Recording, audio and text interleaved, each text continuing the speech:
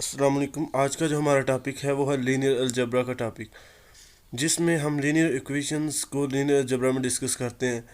और in linear equation को solve करने के लिए हमारे पास दो मेथड्स हैं, एक Gaussian elimination method and Gaussian Jordan method. Call Jordan ने ये मेथड डिस्प्ले करवाया था या फर्स्ट इंट्रोड्यूस किया था।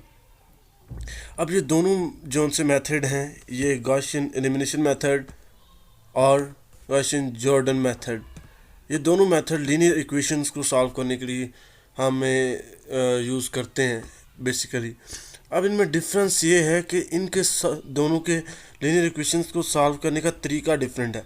ये अपर मैट्रिक्स की सूरत में सॉल्व करता है और ये डायगोनल की सूरत में डायगोनल मैट्रिक्स को सॉल्व करता है।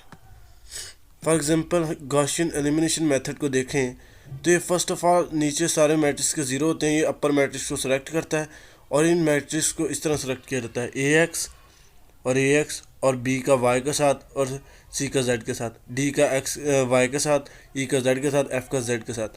अब ये एफ के एक की वैल्यू हमारे पास आ चुकी है। अब इसको हम पुट करेंगे डिफरेंट में और उसके बाद एक्स की, वाई की और जेड की तीनों की वैल्यूज़ हमें मिल जाएंगी और ये हो गया गॉसियन एलिमिनेशन मेथड हमें कोई भी इस लीनियर इक्वेशन को सॉल्व करने के लिए। अब जो दूसरा हमारे पास मेथड है वो गॉसियन जॉर्डन मेथड है। ये भी लीनियर इक्वेशंस को ही सॉल्व करता है लेकिन थ्रू डायगोनल मैट्रिक्स। हम जानते हैं डायगोनल मैट्रिक्स ऐसा होता है जिसमें इस तरह हमारे पास ए बी एंड सी, इस तरह हमारे पास डायगोनल बन रहा होता है। ये हमारा डायगोनल मैट्रिक्स होता है। अब हम एक क्वेश्चन सॉल्व करेंगे जो कि ये है, लीनियर इक्वेशन है हमारे पास। इस लीनियर इक्वेशन को हम सॉल्व करेंगे through Gaussian Jordan method. First of all हम इसको मैट्रिक्स के फॉर्म में लिखते हैं। 1 कोफिशिएंट है 1, इसका भी 1, 2 -3 4 3 4 5 और उसके बाद है हमारे पास इसके कोफिशिएंट x y, इस कोफिशिएंट के जो वेरिएबल्स हैं या जिन्हें हम वेक्टर्स भी कह सकते हैं, इनको हम मैट्रिक्स के अंदर लिखेंगे मैट्रिक्स फॉर्म में। अब ये देखें मैट्रिक्स फॉर्म में लिख दिया गया है।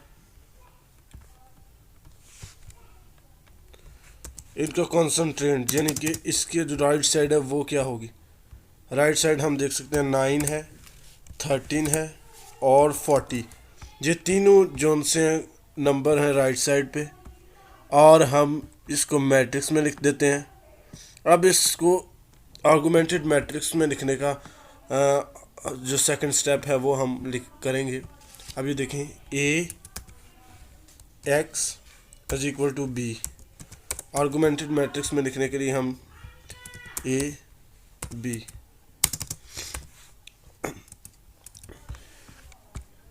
इसके अराउंड हम मैट्रिक्स लगा देंगे। ओके, और इसके अंदर हम लिखेंगे आर्गुमेंटेड मैट्रिक्स जो कि इन मैट्रिक्स थ्योरी से। अब ये देखें अंदर वैल्यूज़ लिखेंगे हम 1 1 1 and then 2 -3 4 and then 3 4 5।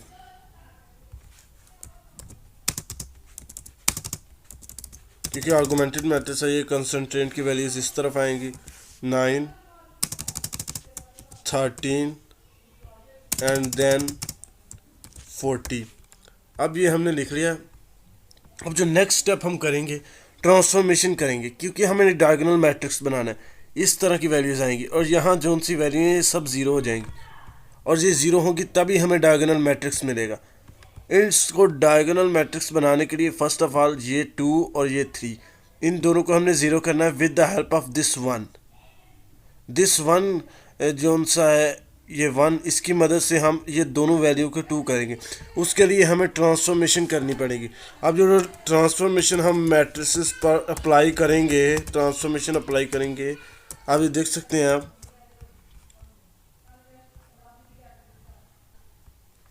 Transformation जो अप्लाई करेंगे R2 माइनस 2R1, ये ट्रांसफॉर्मेशन अप्लाई करेंगे तो ये 2 की रोज़ के ऊपर जो 2 पड़ा हुआ है यानी कि R2 माइनस 2R1, इसको 1 के साथ मल्टीप्लाई करेंगे और 2 हो जाएगा, और R2 2 में से 2 माइनस किया तो यहाँ पर 0 आ जाएगा। इस तरह अगर R3 पे करें, R3 की ट्रांसफॉर्मेशन होगी R3 माइनस 3R1, यानी इसको 3 से मल्टीप्लाई करेंगे और R3 को माइनस माइनस करेंगे तो ये यहाँ पर भी 0 आ जाएगा। 2 की जगह पे भी 0 आ जाएगा, 3 की जगह पे भी 0 आ जाएगा।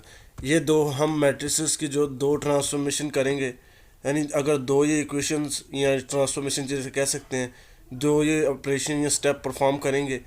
फर्स्ट ऑफ ऑल 2 को मल्टीप्लाई करेंगे रो 1 के जो एलिमेंट है सारे एलिमेंट्स के साथ, फिर उसके बाद 3 को मल्टीप्लाई करेंगे रो 1 के सारे एलिमेंट के साथ, और फिर इसमें से माइनस कर लेंगे, और इसमें से माइनस कर लेंगे R2 और R3। ये दोनों जगह हमारे पास 2 यहाँ 3 है, यहाँ 0 0 आ जाएंगे। अब जो हमारा नेक्स्ट स्टेप होने वाला है वो हमारा होगा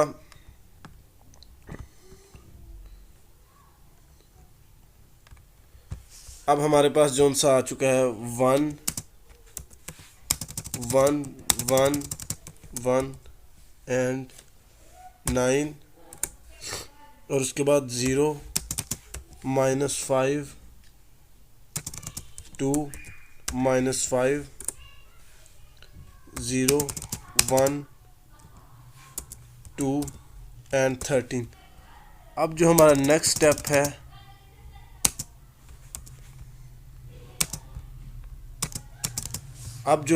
हमारा होगा वो विद द हेल्प ऑफ, हम इसको सर्कल कर देते हैं, दिस 5, ये 5 की मदद से हम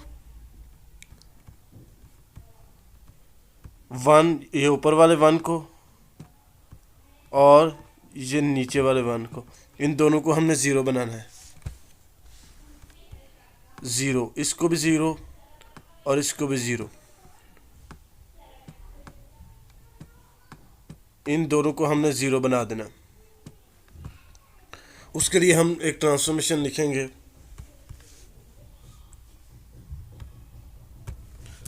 R1 के लिए होगी हमारी ट्रांसफॉर्मेशन 5R1 प्लस R2, और जोन सी है R3 रो 3 पर जोन सी है, उसके लिए हम ट्रांसफॉर्मेशन लिखेंगे 5R3 प्लस R2। ये दोनं के लिए हम जो ट्रांसफॉर्मेशन करेंगे, ट्रांसफॉर्मेशन अप्लाई करेंगे तो हमारे पास यहाँ भी 0 हो जाएगा, यानी 5 के साथ पहले मल्टीप्लाई करेंगे और रो 2 में प्लस कर देंगे। इस तरह 5 के साथ मल्टीप्लाई करेंगे रो 3 को, और उसमें रो 2 के अंदर जितने भी एलिमेंट्स हैं उनके साथ प्लस कर देंगे, और यहाँ पर हमें 0 मिल जाएगा और यहाँ पर भी 0 मिल जाएगा। अब दोनों ट्रांसफॉर्मेशन के बाद हमें जो मैट्रिक्स मिलेगा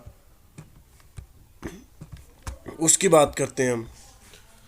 अब जो हमें मैट्रिक्स मिलेगा वो होगा 5 0 7 40 एंड देन 0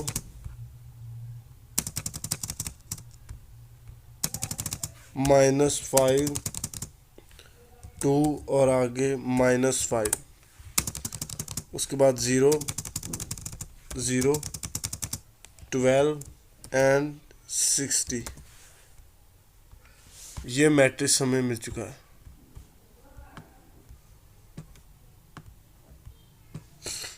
अब ये हम इस पर ट्रांसफॉर्मेशन करेंगे R2,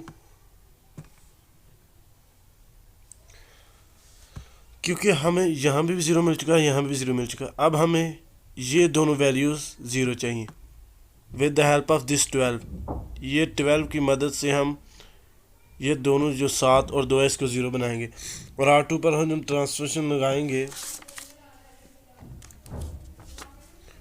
6R² यानी R2 माइनस R3।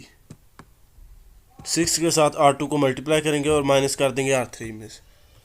अब जो हमारी रो 1 पर 7 है उसको ज़ीरो बनाना है, तो उसके लिए हम करेंगे रो 1 पर ऑपरेशन करेंगे 12 और 1 माइनस 7 और 3, और जब 12 से मल्टीप्लाई करेंगे और माइनस कर देंगे 7 से मल्टीप्लाई करके रो 3 को अंदर से माइनस करेंगे, तो हमारे पास यहाँ भी ज़ीरो आ जाएगा 7 की जगह भी, और 2 की जगह भी ज़ीरो आ जाएगा। अब एट द लास्ट हम चेक करते हैं कि हमारे पास डायगोनल क्या आएगा।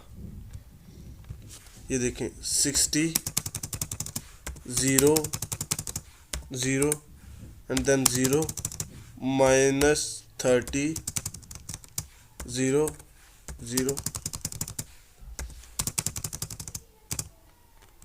नेक्स्ट जो कंसंट्रेट है उसको भी सॉल्व कर दिया गया है, इसलिए हमारे पास जो सॉल्व इक्वेशन है वो आ जाएगी।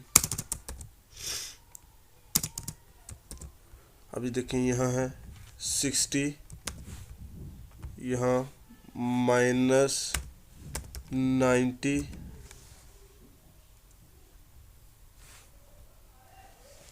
यहाँ पर भी आ जाएगा पॉजिटिव का 60। अब ये हमारे पास आ चुका है फाइनल मैट्रिक्स। अब हम चेक करेंगे ये डायगोनल बन चुकी है। यस जी हाँ, ये डायगोनल बन चुकी है, देख सकते हैं डायगोनल मैट्रिक्स बन चुका है। अब इस मैट्रिक्स को हम दोबारा इक्वेशंस की फॉर्म में लिखेंगे, यानी मैट्रिक्स की फॉर्म में जो हमने आर्गुमेंटेड मैट्रिक्स लिखे थे उनकी फॉर्म में लिखेंगे हम 60 0 0 0 माइनस 30 0 0 0। ठीक है भाई, अब इनको दोबारा मैट्रिक्स की फॉर्म में हमने लिख दिया है। ये हमारे जो उनसे कोफिशिएंट्स आ गए, और अब जिन आई मीन टू से ये कोफिशिएंट है और यहाँ वेरिएबल्स आएंगे, और ये इसके कॉन्सेंट्रेंट्स आएंगे, यानी जो पॉजिटिव के जो इक्वल साइड के लेफ़्ट या राइट साइड पे दोनों पे होते हैं एक्स वाई जेड, और ये वाले 60 माइनस 90 60 माइनस 90 और 60।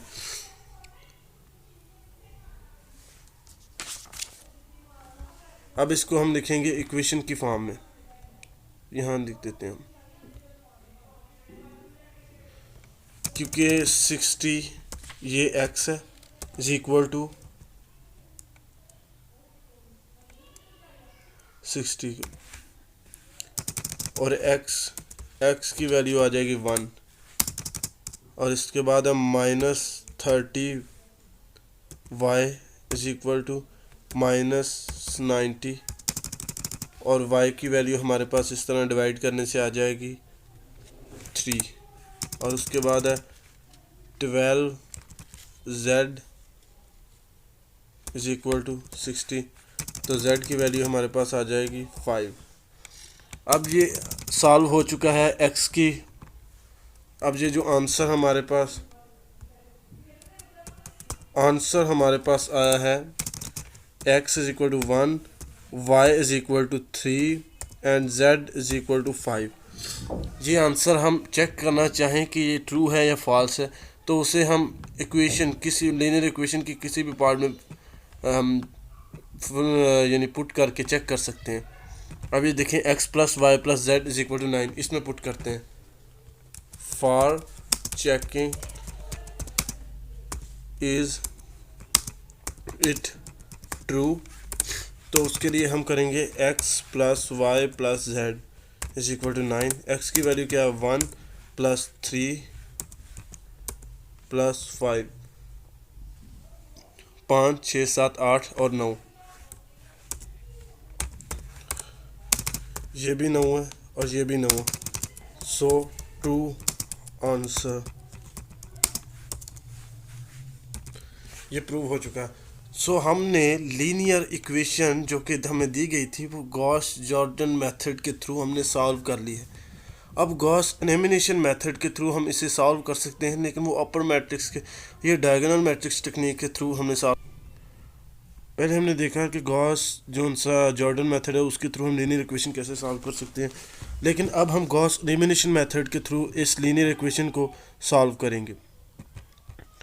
चलें अब इसको मैट्रिक्स फॉर्म में लिखते हैं। सबसे पहले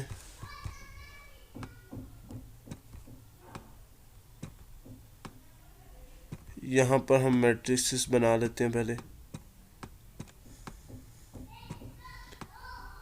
अब हम मैट्रिक्स फॉर्म में लिखते हैं 1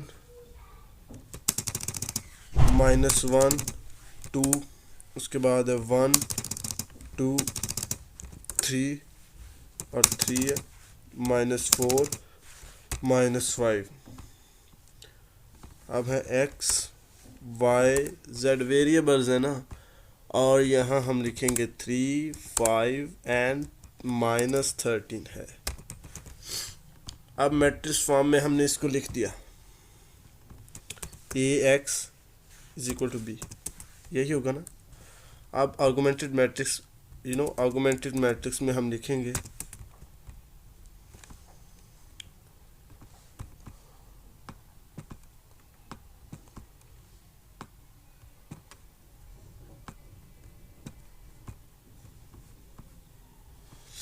चलें इसको भी लिख लेते हैं, लेकिन इसको हम कंसंट्रेट जो सी वैल्यूज़ होंगे उसको भी इंक्लूड कर लेते हैं 1 2 3 5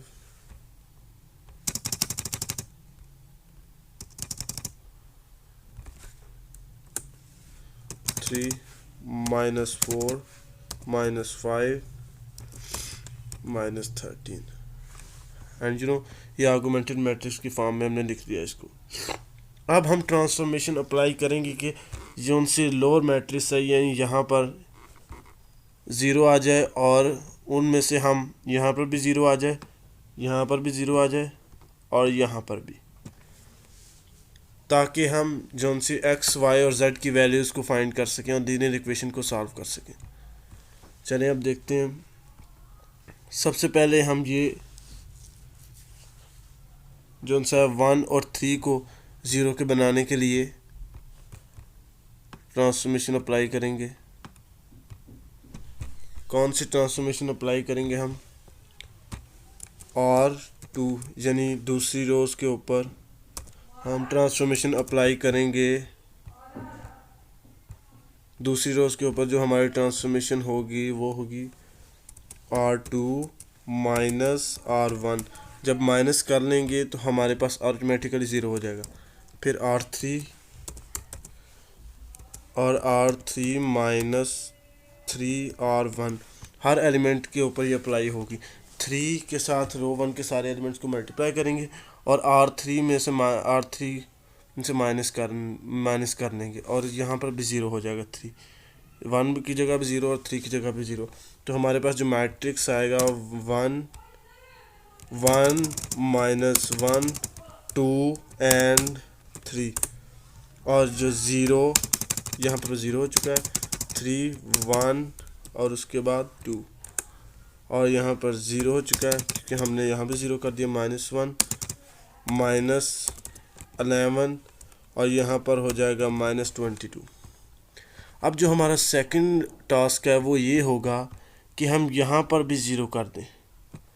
उसके लिए जो हमें ट्रांसफॉर्मेशन यानी कि करनी पड़ेगी इस मैट्रिक्स के ऊपर वो होगी R3 और की 3 यानी रो 3 पर भी हम ऑपरेशन परफॉर्म कर रहे हैं। 3 को मल्टीप्लाई करेंगे रो के 3 के सारे एलिमेंट्स के साथ, प्लस कर देंगे रो 2 के साथ, तो हम हमारे यहाँ पर होगा 3 प्लस का 3 नफी का ये कट जाएगा, यहाँ 0 आ जाएगा। और जो हमें फिर मैट्रिक्स मिलेगा, और जो फाइनली देन हमें मैट्रिक्स मिलेगा वो हम लिख लेते हैं। चलें लिखते हैं 1 -1 2, इसमें कोई चेंजेस नहीं आएगी, और then 0 then 3 then 1 and then 2। उसके बाद होगा 0 0 एंड -32 एंड -64, और ये हमारे पास आ जाएगा। अब हम इसको दोबारा इक्वेशंस की फॉर्म में लिख लेते हैं। X minus y plus two Z is equal to 3, और उसके बाद एक्स नहीं है इसलिए यहाँ कुछ नहीं लिखेंगे, 3y plus Z is equal to है 2 के। उसके बाद ना एक्स की वैल्यू ना वाई की, तो -32z और -64। तो जब इन इक्वेशंस की इसकी वैल्यू फाइंड करके इसमें पुट करेंगे तो y की वैल्यू आ जाएगी, इसकी फाइंड करके इसमें पुट करेंगे तो x की वैल्यू आ जाएगी। z की वैल्यू जो हमारे पास होगी वो आएगी 2, और जो y की होगी वो आएगी 0, एंड जो x की होगी वो आएगी -1, और ये फाइनली हमारे पास आंसर आ जाएगा। तो हमने गॉसियन एलिमिनेशन मेथड को भी सॉल्व यूज़ करते हुए भी ये इक्वेशन को सॉल्व कर लिया और हमारे पास आंसर आ चुके हैं। So that's all, thanks for watching.